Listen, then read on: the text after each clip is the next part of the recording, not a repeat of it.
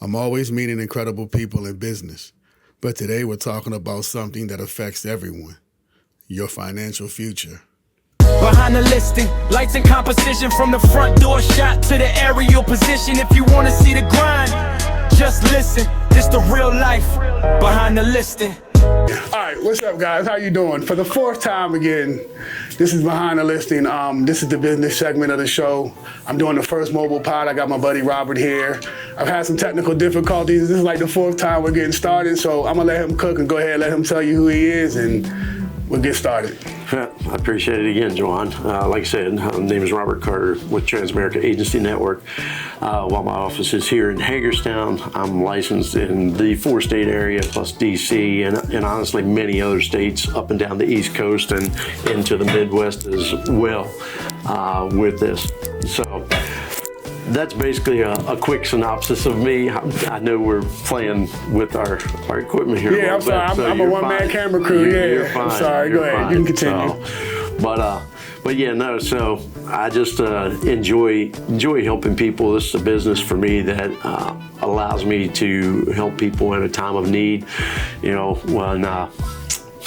when people are going through their worst, you know, most of the time people are coming in with hands out. When I say people, I mean debtors and things like that. We still have mortgages, we still have car notes, we still have all those things. But in those hours of needs, those people are walking through the door because those bills don't stop. You know, we walk through the door with a pile of cash to help solve those problems, you know, right. That we don't often think about, but again, today we're trying to plan and prepare for our tomorrows. Right. All right, so let me get to the next one. So what made you want to help people financially? Well, as I mentioned, you know, my brother passed away when he was only 13 years of age. And while at the time, that was not what kind of catapulted me into what I'm doing today, it's just kind of what I draw strength from today, because when that occurred, you know, in 1986, my family, we didn't have life insurance, you know, for my brother or myself or sister at the time. You know, my parents didn't have that. It's just one of those things you just don't think it'll happen to you, you know, with it. Mm-hmm. And so looking back at that situation, you know, my parents, you know, they missed a very short period of time from work, and then they had to go right back to work. Mm-hmm. And the reason is because bills don't stop. You know, life keeps going with it. So, and while that can be therapeutic in itself, you know, going back to work and keeping your mind busy and stuff like that, it still doesn't take away from the hurt, the loss, you know, the anguish that you're feeling in those moments. And not everybody is able to just do that. You know, sometimes, you know, people deal with emotions in different ways, you know, with it. So being prepared and planning for those events with the use of a life insurance policy can really give you control in that situation of saying how I want to handle it, whether it's go back to work or whether I just can't deal with that mm-hmm. in this moment, you know, and I need time. And having a life policy can give you those type of choices, you know, to make in those moments. Okay, great. So what do people most, like, what do they, I guess they don't understand, like, what do they, I can't get the word out that I'm looking for, but what do they misunderstand about life insurance or how your industry works? Yeah, well, life insurance today is a lot different than what it once was. A lot of people just think of life insurance as being a death benefit upon death. And the reality is life insurance can do a lot of different things. It can offer living benefits for people. And what I mean by that is if you was diagnosed with cancer, or you had a heart attack or stroke or coma, or, you know, lots of different things that a life policy can actually pay out on as well. We can use life insurance to generate a tax-free income later in life, you know, with proper planning using a life insurance policy. We can also use life insurance to cover long-term care coverage, you know, later in life as well. So I guess today, you know, life insurance is a vehicle for a lot of different solutions, and not just a death benefit. Okay. So how did you get started? I got started in the business in 2005. Was actually filling vending machines at the time. Oh, wow. And that's what I was doing.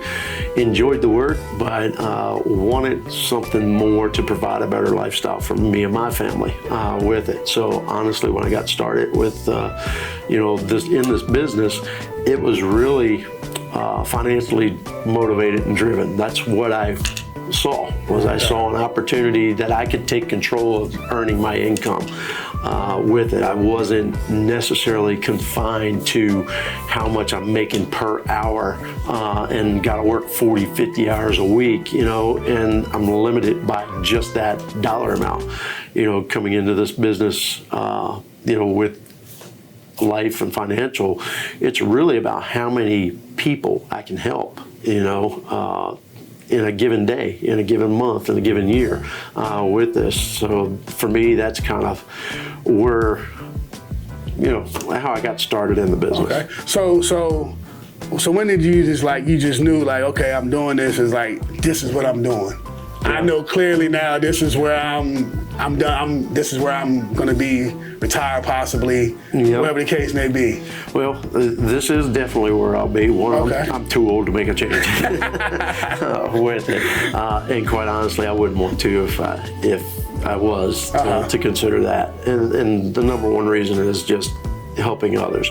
I guess for me, it really kind of happened early on. I was just about a year into my career when my mother-in-law passed away of cancer. Sorry to hear that. And, she had a product, that I didn't sell her. Actually, her husband had bought it through his job, and I happened to help file the claims and stuff like that. And it was helping my own family in that hour of need that really kind of reassured me that I was doing what I was called to do here on earth, was to help people in a time of need. And then again, you tie it right back into, my brother, and it just, sometimes you just have things that just kind of pinpoint you in directions of life. And I guess, unfortunately, sometimes those are tough periods of time that kind of catapult us in the trajectory of which direction we're going. And for me, it was probably those two moments in my life that kind of reassures me today that I'm doing what I'm supposed to be doing. Okay,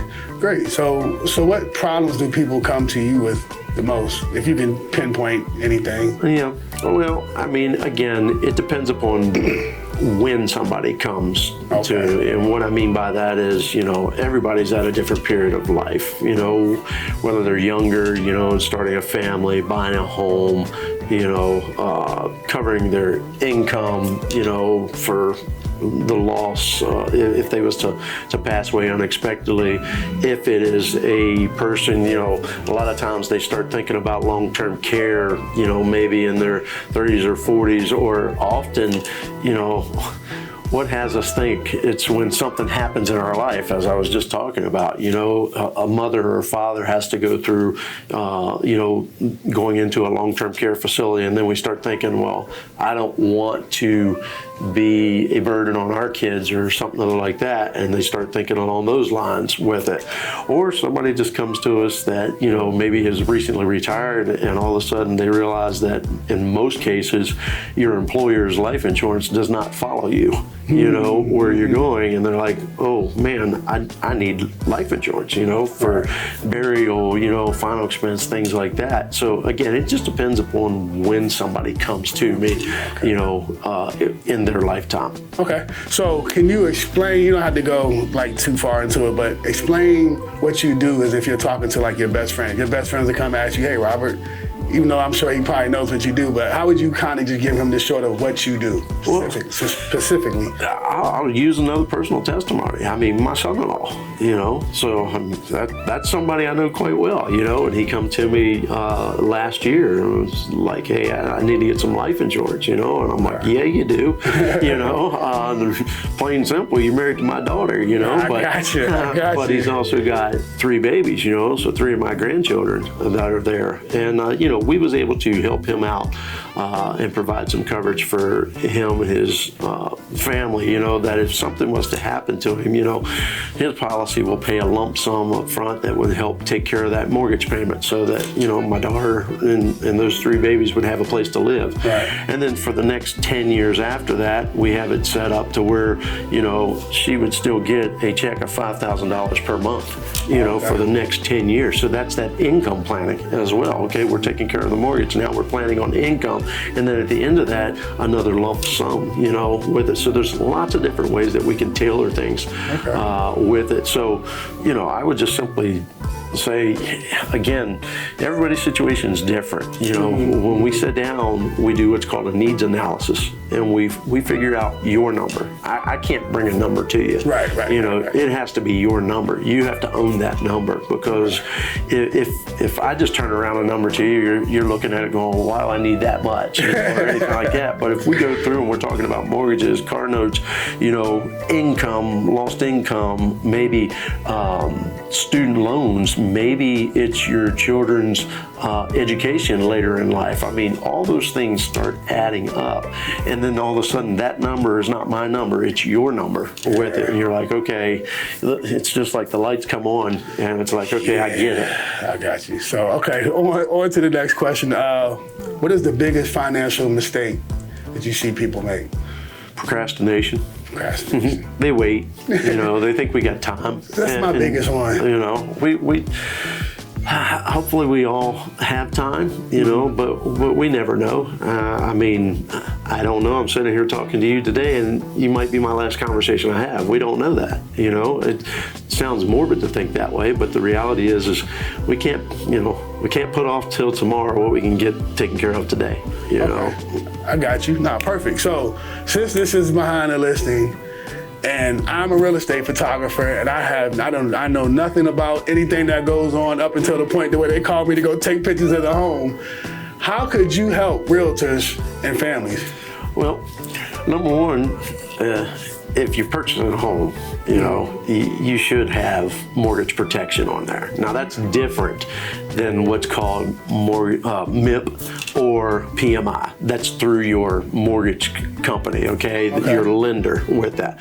All those insurances do is they protect the lender. That if you was to default on that note, that the lender is made whole. But the reality is if for some reason something happened to you, let's be real. Do we care about the lender, or do we care about our family? I want my family to have a place to stay. I want to make sure that home is taken care of. So, when we're talking about a buyer of a home, we want to make sure that we have coverage on that home, that if something was to happen to you or the spouse, that, hey, you're not going to have to worry that mortgage is going to get taken care of. Because often when we go into those notes, it's not just my income, it's my income and a spouse's income that's going into qualifying for that loan.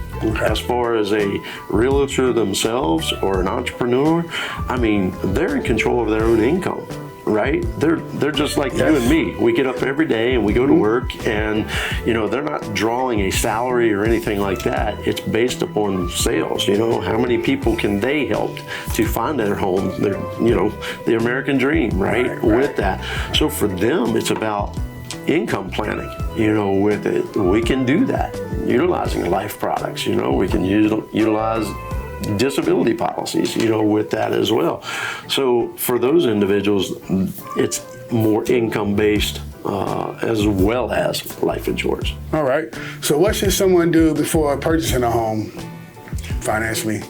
What should someone do before purchasing a home? Before, is there something that you got any advice that they can do before to kind of prevent them from stepping the wrong way, or that's just out of your control? Yeah, that one's kind of out of my control. I'd send them to Byron. I got you. That's good answer. All right, so we're gonna move on to the next one. So, what habit is there a habit that we should all be forming before we go to purchase a home, or before we come see you? Is there something we should be doing to prep ourselves to come see you? Well, I tell people, take care of number one first. Okay. Take care of yourself first. Nobody else is taking care of you. It's up to us. And what I mean by that is, again, when we're planning for the future, is prepare prepare for today, or prepare for your tomorrows today with that.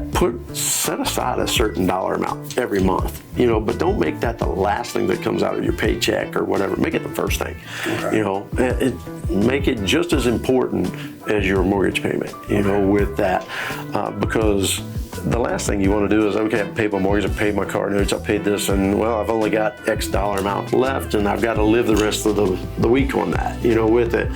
And that's fine, I get it. You know, lots of people live that way, but what if we could flip the script and say, okay, I'm going to put, you know, $100 a week aside into a savings or an investment, you know, with that's going to grow and yield a return later in life for me. And just go ahead and make that your first purchase of the month, and then that mortgage, and then everything else. And all of a sudden, I think we take away, you know, the wants, and we're more focused on the needs. Great. All right, guys. So we're gonna let Robert cook right here. I got a few more questions for him. I'm gonna let him give his information, and we're gonna wrap this up. But best piece of advice you can give, or that you've gotten, that you can share with us? Best piece of advice. You know, you'd think, being the fourth time that you asked me this, right? I know, right? Let's see if we get another answer. But the thing of it is, you know, just, man, I always come back. I'm a family guy. You know, I love my family. My family's first with that. And I think your family should be first to you. Sir. And everybody that watches, their family should be first to them. So the best piece of advice that I could give would be, make sure that you take care of your family with that. And that doesn't necessarily mean while you're here, but taking care of your family, you know, also means that you're taking care of them in the event that you're not here with it. Right. All right, guys. So let you talk to the camera. You can tell these guys how to get, if anybody's watching, you need some advice, or you need the insurance guy, how can they get in touch with you? Well, you can go to my website. It's TANConnects. It's TANConnects.com, and then it's /Robert-Carter. With that, you log onto that website, and you'll be able to put your contact information in there, email, phone number.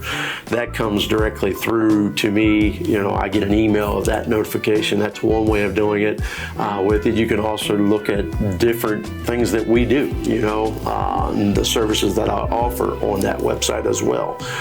The other way is just simply picking up the phone and calling me, you know, 240-452-0894. So again, 240-452-0894, and that's direct, whether I'm here in the office or, you know, I'm out and about, it'll come to my cell as well. All right, great. So one message, and we're gonna get out of here. One message you just want folks to remember that's watching. If you can leave them with something, give them a gem. Oh, well, I've already told you once, you know, and I don't stray too far from it. I like hearing it, you know. Yeah, I don't stray too far from it. But my tagline since I got into this business has always been, make a difference in someone else's life today. Right. You know, with it. So if we can help someone else along the way, I believe our life is more rewarding, more fulfilling to ourselves. I definitely feel that 100%. And I want to thank you, my good brother. This is Behind the Listing. I got Robert Carter here from Transamerica. Guys, we had to do a couple takes, so I had some difficulties, but I'll see you guys on the next episode, man. Peace. Thanks, brother. Appreciate it, man. Hopefully we're good this time. Behind the listing, get a story written. Real estate game with a creator's vision. If you wanna see the grind, just listen. This the real life behind the listing.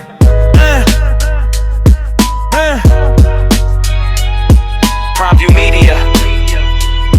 It ain't just a shoot. It's the story behind the listing.